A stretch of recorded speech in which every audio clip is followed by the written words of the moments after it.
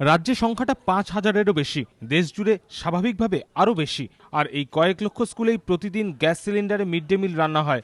কিন্তু কেন্দ্র ভর্তুকি সহকারে রান্নার গ্যাসের সিলিন্ডার বছরে ৬টি বেঁধে দেওয়ায় মিড ডে প্রকল্পের ভবিষ্যৎ নিয়ে ইতিমধ্যে বিভিন্ন মহলে প্রশ্ন উঠতে শুরু করেছে। মমতা বন্দ্যোপাধ্যায় যন্তর মন্তরের ধর্ণা মঞ্চ থেকে এ বিষয়ে সরব হয়েছেন।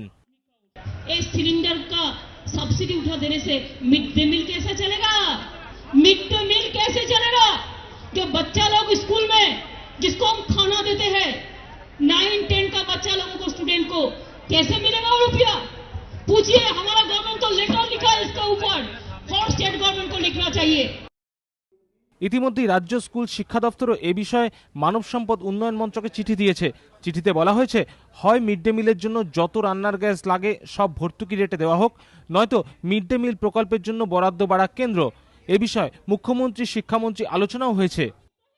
আমি মিড ডে মিল নিয়ে একটা দপ্তরে বৈঠক করেছি এবং সেক্রেটারিকে বলেছি আজকেই আমরা চিঠি পাঠাচ্ছি, গতকালই চিঠি পাঠিয়েছি, সেই জাস্ট ফাইলটা রেডি হলো।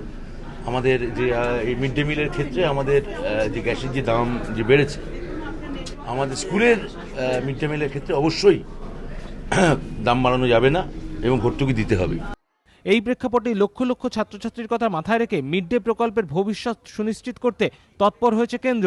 এদিনই মানব সম্পদ উন্নয়ন মন্ত্রকের তরফে পেট্রোলিয়াম মন্ত্রকে একটি চিঠি দেওয়া হয়েছে। তাতে বলা হয়েছে, মিড ডে মিল প্রকল্পের জন্য স্কুলগুলিকে যাতে ভর্তুকি সহকারে সমস্ত রান্নার গ্যাসের সিলিন্ডার দেওয়া হয়, সেজন্য তেল সংস্থাগুলিকে প্রয়োজনীয় নির্দেশ দিতে অনুরোধ করছি।